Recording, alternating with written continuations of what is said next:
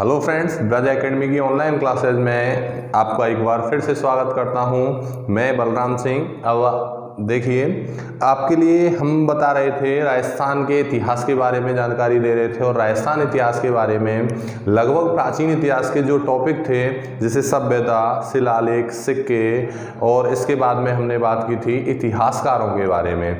तो राजस्थान हिस्ट्री के जितने भी जो प्राचीन इतिहास से संबंधित जितने भी टॉपिक हैं हमने लगभग कंप्लीट कर लिए हैं। आज मैं आपको मध्यकालीन राजस्थान स्टार्ट करने वाला हूं और मध्यकालीन राजस्थान में राजपूताना जो वंश हुए हैं उनके बारे में हमें पढ़ना है। अब देखिए, मध्यकालीन राजस्थान में जितने भी राजपूत वंश हुए हैं उनमें से हमें सारे वंश पढ़ने हैं। जैसे मान लीजिए कौन कौन से वंश हमें पढ़ने हैं, इनमें हमें पढ़ना है मेवाड़ के जो गोहिल और सिसोदिया हुए हैं, मारवाड़ के राठौड़ हुए हैं, बीकानेर के राठौड़ हुए हैं, आमेर के कछवा हुए हैं, अजमेर के चौहान, जालौर के चौहान, इसके बाद में रणथंभौर के चौहान, जैसलमेर के भाटी, भरतपुर के जाट, ये सारे वंश हमें पढ़ने हैं और तब तक हमारा मध्यकालीन इतिहास क्या होगा, कंप्लीट होगा।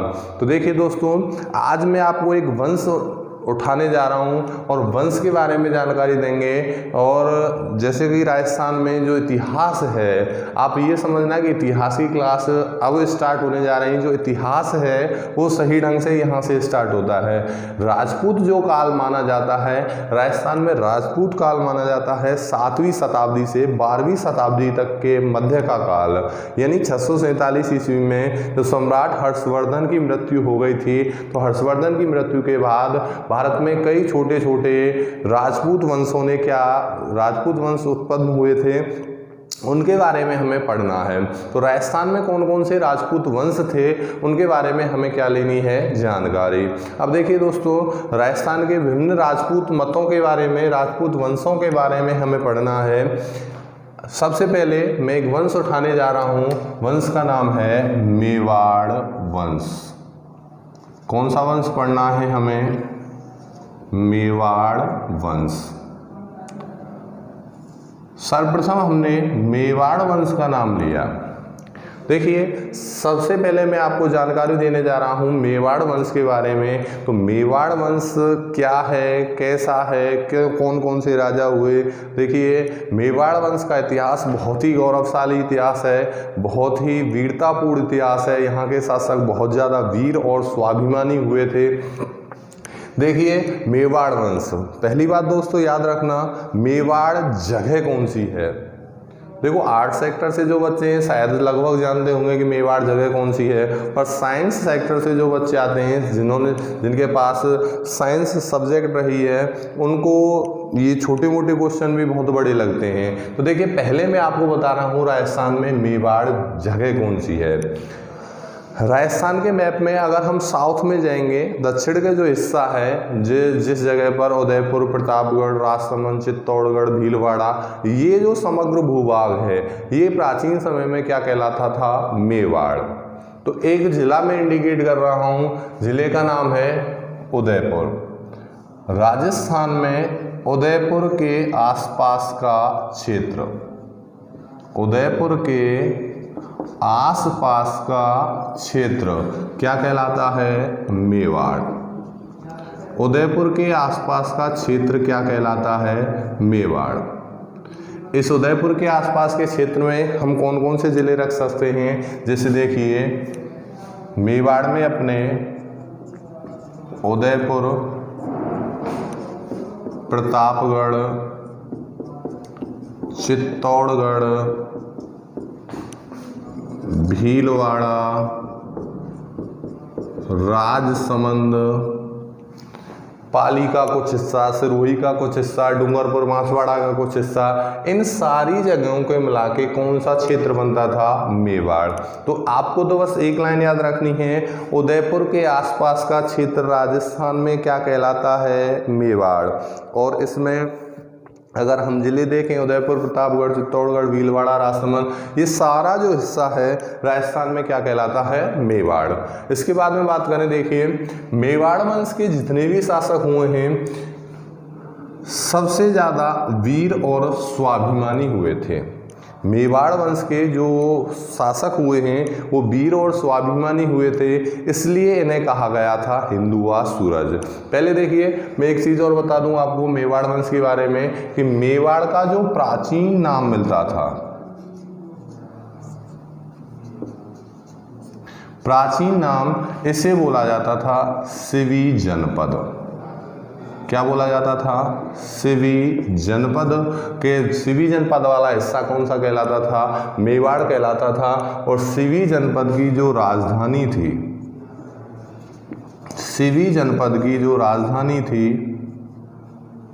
ये कौन सी थी? मध्यमिका। कौन सी है राजधानी? मध्यमिका। तो मध्यमिका राजधानी हुई है सिवी जनपद की, और सिवी जनपद वाला हिस्सा ही क्या कहलाता है? मेवाड़ कहलाता है। तो राजस्थान में उदयपुर के आसपास का क्षेत्र क्या कहलाया? मेवाड़। और इसका प्राचीन जो नाम है वो क्या है? सिवी जनपद वाला हिस्सा था। और इसकी राजधानी कौन सी थी? मध्यमिका। अभी मैं आपको बता रहा था मेवाड़ वंश के शासक, मेवाड़ वंश के शासक वीर और स्वाभिमानी होने के कारण, वीर और स्वाभिमानी होने के कारण, वीर और स्वाभिमानी होने के कारण हिंदुआ सूरज कहलाए। क्या कहलाए? हिंदुआ सूरज कहलाए। मेवाड़ वंश के शासक वीर और स्वाभिमानी होने के कारण क्या कहलाए? हिंदुआ सूरज। देखिए मेवाड़ वंश बहुत ही ज़्यादा यहाँ पर वीर और स्वाभिमानी शासक हुए। आपने नाम सुना होगा महाराणा प्रताप, राणा कुंभा, राणा सांगा, राणा उदय सिंह, बहुत ज़्यादा वीर और स्वाभिमानी शासक हुए हैं। इन शासकों की वजह से ही इन्हें क्या कहा गया है? हिंदुआ सूरज के नाम से इन्हें जाना गया है। याद रखना दोस्तों, कई बार एग्जाम में क्वेश्चन पूछा गया है कि किस वंश के शासकों को हिंदुआ सूरज कहा जाता है। तो किस वंश के शासकों को? मेवाड़ वंश के शासकों को क्या कहा जाता है? हिंदुआ सूरज के नाम से इन्हें जाना जाता है। याद रखना दोस्तों, मेवाड़ वंश विश्व का एकमात्र वंश है, पूरे विश्व का एकमात्र वंश जिसने एक ही जगह पर रहकर सर्वाधिक समय तक क्या किया है? शासन किया है। तो विश्व का एकमात्र वंश, विश्व का एकमात्र वंश जिसने एक ही जगह पर रहकर, एक ही जगह पर रहकर सर्वाधिक समय तक शासन किया है। एक ही जगह पर रहकर सर्वाधिक समय तक शासन किया है, वो कौन सा वंश है? मेवाड़ वंश। विश्व का एकमात्र वंश जिसने एक ही जगह पर रहकर सर्वाधिक समय तक शासन किया है, वो वंश कौन सा है? मेवाड़ वंश। एक बार दोबारा से देखिए, उदयपुर के आसपास का क्षेत्र राजस्थान में मेवाड़, प्राचीन जो हिस्सा था सिवी जनपद का था, राजधानी क्या है? मध्यमिका। इस वंश के शासक वीर और स्वाभिमानी होने के कारण क्या कहलाए? हिंदुआ सूरज कहलाए। विश्व का एकमात्र वंश जिसने एक ही जगह पर रहकर सर्वाधिक समय तक शासन किया है, कौन सा वंश है? मेवाड़ वंश। अब देखिए मेवाड़ वंश, मेवाड़ वंश दो शाखाओं में विभक्त था। कितनी शाखाओं में? दो शाखाओं में विभक्त था। मेवाड़ वंश दो शाखाओं में विभक्त था, और ये दो शाखाएं कौन कौन सी? गुहिल और सिसोदिया। मेवाड़ वंश दो शाखाओं में विभक्त था। कौन कौन सी शाखाओं में? गुहिल शाखा और सिसोदिया शाखा। इन दो शाखाओं में विभक्त है कौन सा वंश? मेवाड़ वंश। दो शाखाएं हैं इसकी, कौन कौन सी? गुहिल और सिसोदिया। इन दो शाखाओं में विभक्त है कौन सा वंश? अपना मेवाड़ वंश। बात करें मेवाड़ वंश की तो देखिए राजस्थान के मैंने इतिहासकार पढ़ाए थे और राजस्थान इतिहासकारों में मैंने एक व्यक्ति का जिक्र किया था, मुहूर्त नेरसी।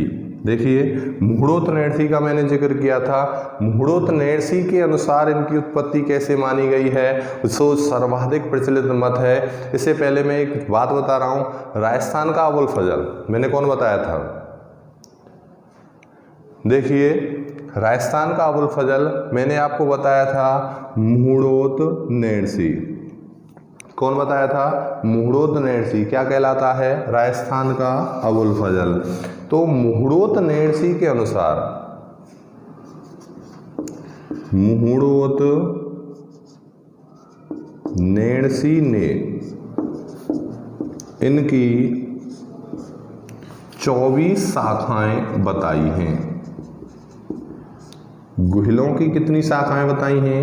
24 शाखाएं बताई हैं। मुहूर्त नेरसी ने गुहिलों की 24 शाखाएं बताई हैं। देखिए, हमें गुहिलों की 2 शाखाओं का अध्ययन करना है, गुहिल और सिसोदिया। मुहूर्त नेरसी ने गुहिलों की कितनी शाखाएं बताई हैं? 24 शाखाएं बताई हैं। सबसे पहले इनकी उत्पत्ति के बारे में हमें जानना होगा कि इनकी उत्पत्ति कैसे हुई है, कहाँ से इनके वंश की उत्पत्ति हुई है, कहाँ से ये आए हैं। देखिए दोबारा से एक बार, उदयपुर के आसपास का क्षेत्र राजस्थान में क्या कहलाता है? मेवाड़। प्राचीन नाम क्या है? सिवी जनपद। राजधानी क्या थी? मध्यमिका। मेवाड़ वंश के शासक वीर और स्वाभिमानी होने के कारण क्या कहलाए? हिंदुआ सूरज। विश्व का एकमात्र वंश जिसने एक ही जगह पर रहकर सर्वाधिक समय तक शासन किया है, कौन सा वंश है?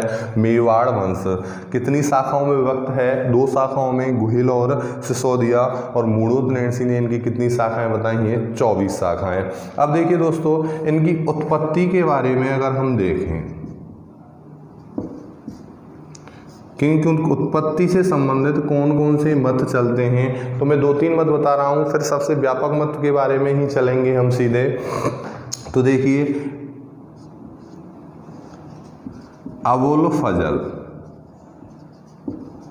अबुल फजल जो अकबर के नवरत्नों में से एक था, अकबर का दरबारी था, अकबर के 9 रत्नों में इसकी गिनती होती थी अबुल फजल की।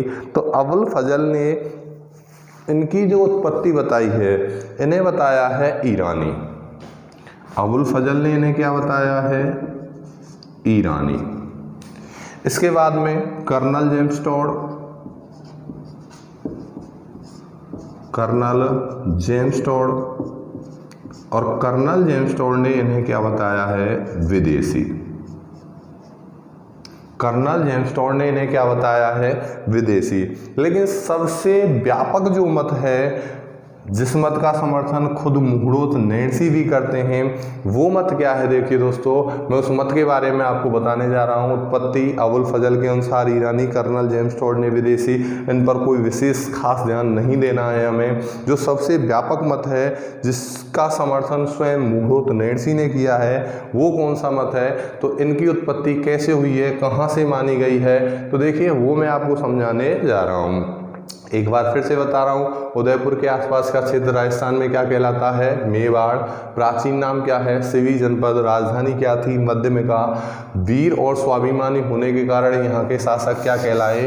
हिंदुआ सूरज। विश्व का एकमात्र वंश जिसने एक ही जगह पर रहकर सर्वाधिक समय तक क्या किया है? शासन। कौन सा वंश है? मेवाड़ वंश। कितनी शाखाओं में वक्त था? 2। कौन कौन सी? गुहिल और सिसोदिया। मुहूर्त नेरसी ने इनकी कितनी शाखाएं बताई हैं? 24 शाखाएं बताई हैं। इसके बाद में देखिए, मैंने इनकी उत्पत्ति, इस पर ज़्यादा ध्यान नहीं देना है। अबुल फजल ने क्या बताया है? ईरानी। और कर्नल जेम्स टोड के अनुसार ये कैसे हुए हैं? विदेशी। जो सबसे व्यापक मत इनकी उत्पत्ति को लेकर चलता है, उस मत की अगर हम बात करें तो देखिए, सबसे पहले बात करते हैं कैसे इनकी उत्पत्ति मानी जाती है, कहाँ से इनकी उत्पत्ति है। तो प्राचीन समय में एक लड़की हुई थी, लड़की का नाम था सुहागा। लड़की कौन हुई थी? सुहागा। सुहागा की जो शादी है, ये हुई थी बल्लभी, गुजरात। सुहागा की शादी कहाँ पर हुई है? बल्लभी, गुजरात। देखिए, सुहागा की शादी कहाँ हो गई? वल्लभी गुजरात। सुहागा संबंधित थी ब्राह्मण वंश से। कौन से वंश की थी? ब्राह्मण वंशीय राज बालिका थी। कौन? सुहागा। सुहागा की शादी कहाँ हुई है? वल्लभी गुजरात। अब शादी के बाद में जो रात आती है, शादी वाली रात के दिन ही इसके पति की क्या हो जाती है? मृत्यु। शादी के बाद सुहागरात के दिन ही इसके पति की क्या हो गई? मृत्यु। अब मृत्यु हो गई तो सुहागा पर दुखों का एक तरीके से पहाड़ टूट पड़ा। इस लड़की की इसमें कोई गलती नहीं है कि इसके पति की मृत्यु हो गई, लेकिन हमारे जो समाज में है वो क्या है कि तरह तरह की बातें बनने लग जाती हैं कि आते ही अपने पति को खा गई। इस तरीके से कुछ सुहागा के बारे में भी बातें होने लगीं। यानी सुहागा पर इस समय बहुत ज़्यादा दुखों का पहाड़ टूट पड़ा। अब सुहागा पर दुखों का पहाड़ टूट पड़ा तो जब व्यक्ति के जीवन में दुख ज़्यादा आते हैं तो वो अपने सुख के दिनों को याद करता है। और आप सभी को पता होगा, अगर हमारे सुख के दिनों की बात की जाए, सबसे अच्छे अगर दिनों की बात की जाए तो सबसे अच्छे दिन होते हैं हमारा बचपन। तो सुहागा को भी अपना बचपन याद आया। और बचपन में भी अगर सबसे अच्छे दिन की बात अगर मैं करूं तो आप सभी एग्री होंगे, सबसे अच्छे हमारे दिन होते हैं स्कूल वाले दिन। तो सुहागा को भी अपने स्कूल वाले दिन याद आए। और स्कूल वाले दिनों में सुहागा को स्कूल वाले दिनों में क्या याद आया कि आज स्कूल चलते हैं। प्राचीन समय में क्या चलते थे? गुरुकुल। सुहागा को याद आए गुरुकुल। इस गुरुकुल में सुहागा के गुरुजी थे और इस गुरुजी ने सुहागा को एक मंत्र दिया था, बीज मंत्र। कौन सा मंत्र? बीज मंत्र। गुरुकुल में गुरुजी ने सुहागा को बीज मंत्र दिया था। बीज मंत्र आपको याद है तो कुंती को भी दिया गया था और इसी बीज मंत्र की सहायता से कुंती ने कर्ण और 5 पांडवों को पैदा किया था। ऐसा ही बीज मंत्र गुरुजी ने किसको दिया था? सुहागा को।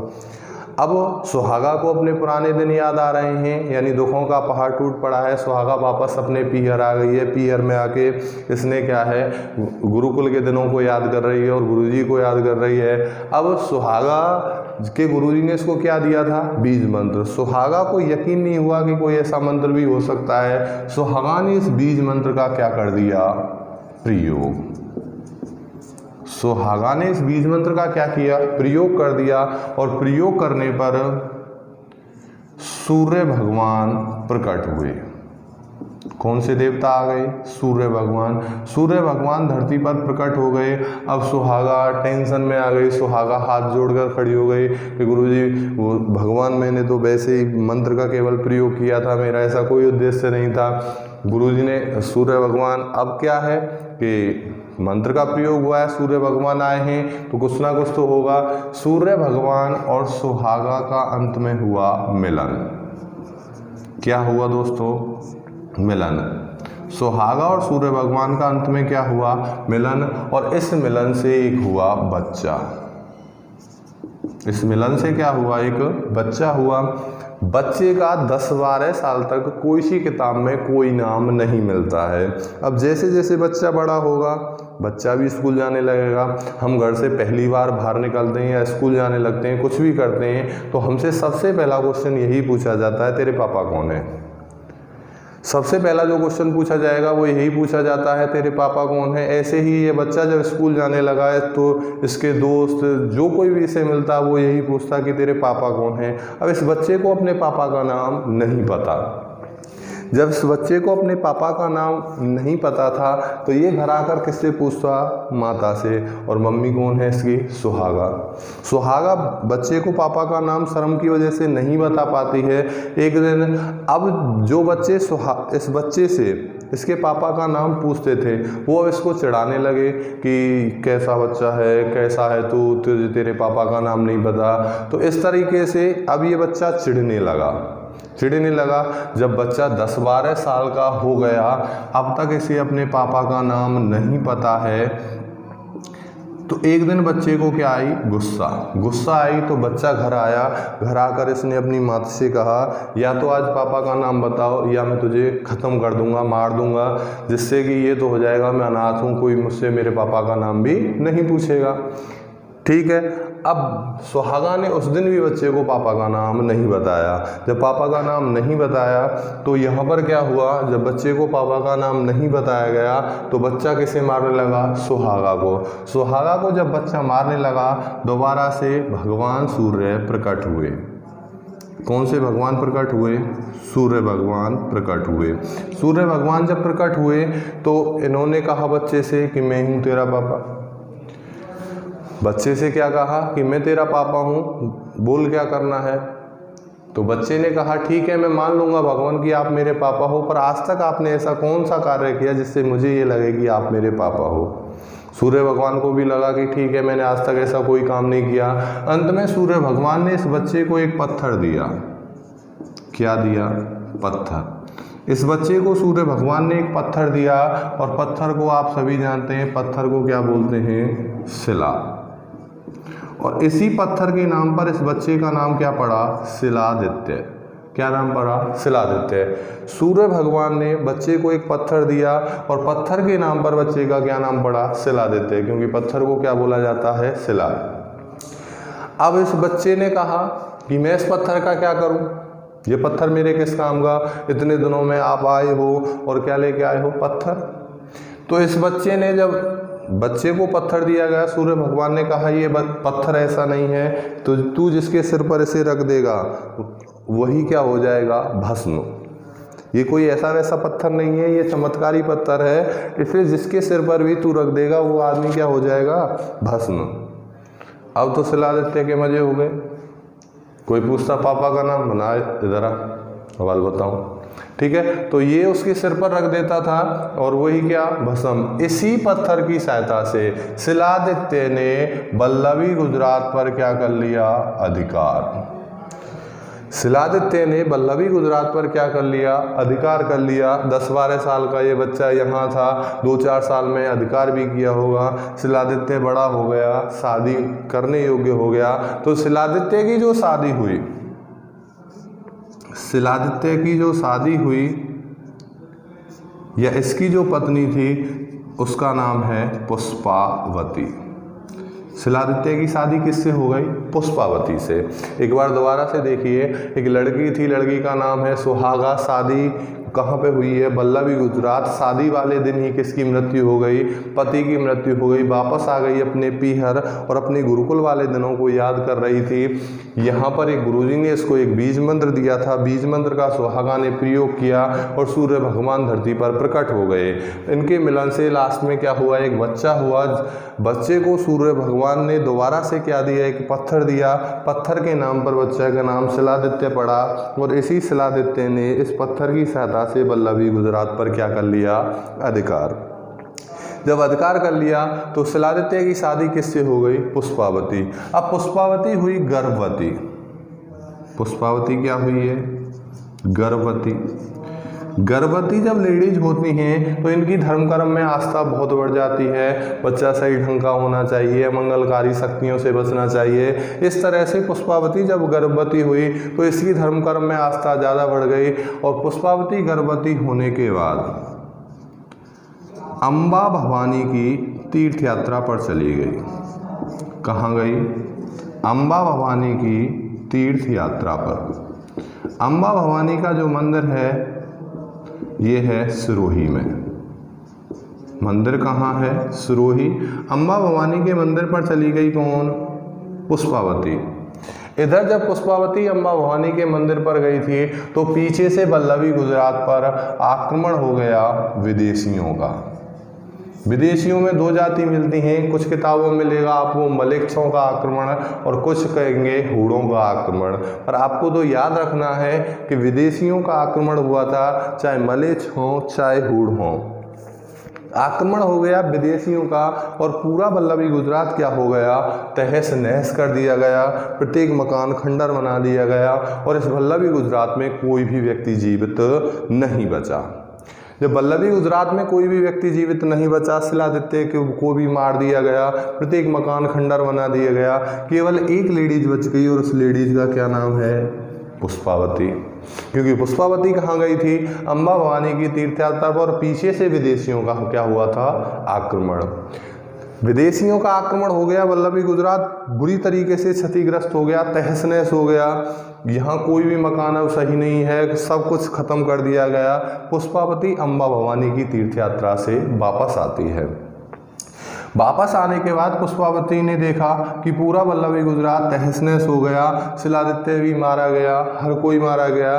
तो पुष्पावती ने भी क्या सोचा, मैं भी क्या कर लूँ, आत्महत्या। पुष्पावती के मन में विचार आया आत्महत्या का। पुष्पावती सोच रही है मुझे सती होना है, किसकी, शिलादित्य की। लेकिन पुष्पावती सती कैसे हो, आत्महत्या कैसे करे, क्योंकि पुष्पावती के पेट में एक बच्चा है, पुष्पावती गर्भवती है, पुष्पावती के पेट में एक बच्चा है। और पुष्पावती सोच रही है चलो ठीक है, मैं तो खुद को मार लूंगी, पर इस बच्चे को मारने का मुझे कोई अधिकार नहीं है। पुष्पावती ने सोचा पहले मैं इस बच्चे को जन्म दूंगी, उसके बाद में मैं आत्महत्या कर लूंगी या सती हो जाऊंगी। अब इस बच्चे को जन्म कहाँ दिया जाए, सबसे बड़ी प्रॉब्लम ये आई कि बच्चे को जन्म कहाँ दिया जाए। तो बच्चे को जन्म कहाँ दिया जाए, तो क्योंकि वल्लभी गुजरात में हर एक मकान क्या था, क्षतिग्रस्त था। वल्लभी गुजरात में हर एक मकान क्षतिग्रस्त था। बच्चे को जन्म देने की बात आई, बच्चे को जन्म कहाँ दिया जाए, तो पुष्पावती ने इस बच्चे को जो जन्म दिया, पुष्पावती एक गुफा में गई। कहाँ पर गई, गुफा में। और गुफा में जाके इसने एक बच्चे को क्या दिया, जन्म। गुफा से बोलते हैं गुहा, क्या बोलते हैं, गुहा। और इस गुफा के नाम पर ही बच्चे का नाम क्या पड़ा, गुहादित्य। गुहादित्य को ही हम बोलते हैं गुहू, या फिर इसी का नाम है गुहिल। पुष्पावती ने गुफा में एक बच्चे को जन्म दिया और गुफा के नाम पर इस बच्चे का नाम गुहादित्य, गुहू या गुहिल पड़ा। इसी गुहादित्य, गुहू या गुहिल ने 566 ईस्वी में 566 ईस्वी में मेवाड़ में गुहिल वंश की क्या की थी, स्थापना। मेवाड़ में गुहिल वंश की क्या कर दी, स्थापना। इसी गुहादित्य ने 566 ईस्वी में अपने नाम से मेवाड़ में गुहिल वंश की क्या की है, स्थापना। तो मेवाड़ में गुहिल वंश का संस्थापक कौन है, गुहादित्य, गुहू या गुहिल। स्थापना कब की है, 566 ईस्वी में मेवाड़ में गुहिल वंश की क्या कर दी, स्थापना। पिता का नाम क्या है, शिलादित्य। मम्मी का क्या नाम है, पुष्पावती। ठीक है, देखिए एक बार दोबारा से, एक लेडीज थी, लेडीज का क्या नाम है, सुहागा। शादी कहाँ हुई है, वल्लभी गुजरात। शादी वाले दिन ही पति की क्या हो गई, मृत्यु। सुहागा वापस आ गई अपने पीहर। गुरुकुल के दिनों को याद कर रहे थे, गुरुजी ने इसको बीज मंत्र दिया था। सुहागा ने बीज मंत्र का प्रयोग किया, सूर्य भगवान धरती पर प्रकट हुए और सूर्य भगवान और सुहागा के मिलन से एक बच्चा हुआ। 10-12 साल तक बच्चे का कोई नाम नहीं मिलता। 10-12 साल के बाद सूर्य भगवान ने बच्चे को क्या दिया, एक पत्थर। पत्थर को बोलते हैं शिला, और इसी पत्थर के नाम पर बच्चे का नाम क्या पड़ा, शिलादित्य। इसी पत्थर की सहायता से शिलादित्य ने वल्लभी गुजरात पर कर लिया अधिकार और इसने शादी कर ली। इसकी पत्नी का नाम पुष्पावती। पुष्पावती हुई गर्भवती, कहाँ पर गई, अम्बा भवानी की तीर्थ यात्रा पर। पीछे से विदेशियों का आक्रमण हो गया वल्लभी गुजरात पर। शिलादित्य की क्या कर दी गई, हत्या। पूरा वल्लभी गुजरात कर दिया तहस नहस। वापस आने के बाद पुष्पावती ने सोचा कि मैं भी आत्महत्या कर लूं, पर उसने बच्चे को जन्म देना उचित समझा और पुष्पावती ने गुफा में जाकर एक बच्चे को जन्म दिया और बच्चे का नाम गुहादित्य, गुहू या गुहिल। गुफा को बोलते हैं गुहा, गुहा के नाम पर ही बच्चे का नाम गुहादित्य, गुहू या गुहिल। इसी गुहादित्य, गुहू या गुहिल ने 566 ईस्वी में मेवाड़ में गुहिल वंश की क्या की थी, स्थापना। तो एक चीज सामने निकल के आए कि मेवाड़ वंश के जो शासक हुए हैं वे किसकी संतान हैं, किसके वंशज हैं। तो याद रखना दोस्तों, मेवाड़ वंश के जितने भी शासक हैं किसके वंशज हैं, सूर्य के, यानी सूर्य की संतान माना गया है, इन्हें सूर्यवंशी माना गया है। जितने भी मत चलते हैं, मैं जब आपको पढ़ाऊंगा राजपूतों की उत्पत्ति से संबंधित मत, तो वहाँ पर बहुत सारे मतों के बारे में जानकारी दूंगा। जैसे अभी मैंने बताया था, वुल्फ फजल ने इन्हें क्या माना है, ईरानी, कर्नल जेम्स टॉड ने विदेशी माना है। ऐसे बहुत सारे मत पढ़ाऊंगा मैं वहाँ आपको, सूर्यवंशी, चंद्रवंशी, अग्निकुंड सिद्धांत, ब्राह्मणवंशी, बहुत सारे मतों की बात होगी वहाँ पर। तो देखिए यहाँ पर इन्हें किसकी संतान माना गया है, सूर्य भगवान की। सूर्य के वंशज ये बताए गए हैं। एक बार दोबारा से देखिए, तो इनका संस्थापक कौन है? गुहादित्य, गुहू या गुहिल। इसने मेवाड़ में 566 ईस्वी में गुहिल वंश की क्या की थी? स्थापना। इसके पिता का क्या नाम है? शिलादित्य, और मम्मी का क्या नाम है? पुष्पावती। एक दो चीज़ और जो जनरल है, जनरल जानकारी दे रहा हूँ अभी मैं आपको मेवाड़ वंश की। हम स्टार्ट जो करेंगे मेवाड़ वंश गुहादित्य से कर लेंगे, लेकिन देखिए अगर हम इनके कुल देवता को देखें, मेवाड़ वंश का कुलदेव, तो मेवाड़ वंश का कुलदेव माना जाता है एकलिंग जी। कौन माना जाता है? एकलिंग जी। मेवाड़ वंश के शासक स्वयं को एकलिंग जी का दीवान मानकर शासन करते थे, या एकलिंग जी को ये राजा मानते थे और स्वयं को उनका क्या मानते थे? दीवान मानकर शासन करते थे। तो इनका कुलदेव कौन है? एकलिंग जी। आगे जब अप्पा रावल को मैं पढ़ाऊंगा तो वहां पर और जिक्र कर दूंगा एकलिंग जी का। इनकी कुलदेवी, तो मेवाड़ के शासकों की कुलदेवी है बाण माता। कौन सी माता मानी गई है? बाण माता। मेवाड़ के शासकों का कुलदेव है एकलिंग जी, कुलदेवी है बाण माता।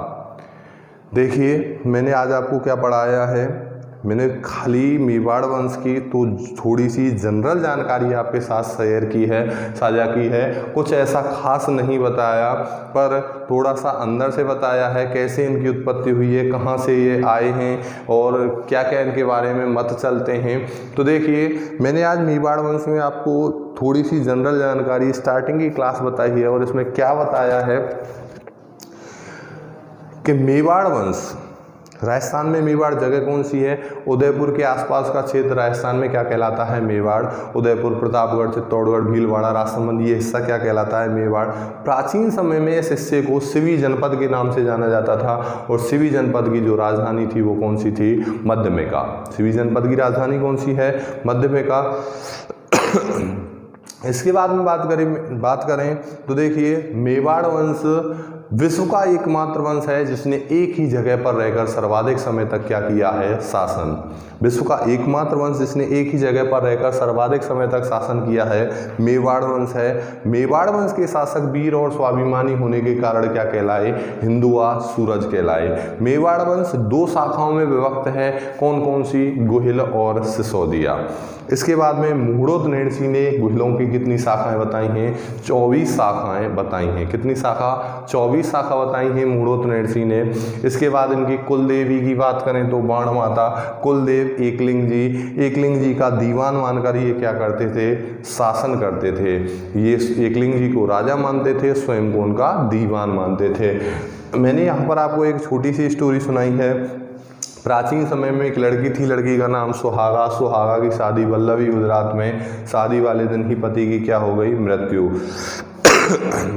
सुहागा वापस अपने पीहर आ गई। पीहर में आ गई, गुरुकुल के दिनों को याद करते हुए एक गुरुजी ने इसको क्या दिया था? बीज मंत्र। सुहागा ने बीज मंत्र का प्रयोग किया, सूर्य भगवान धरती पर प्रकट हुए और इन दोनों के मिलन से क्या हुआ? एक बच्चा।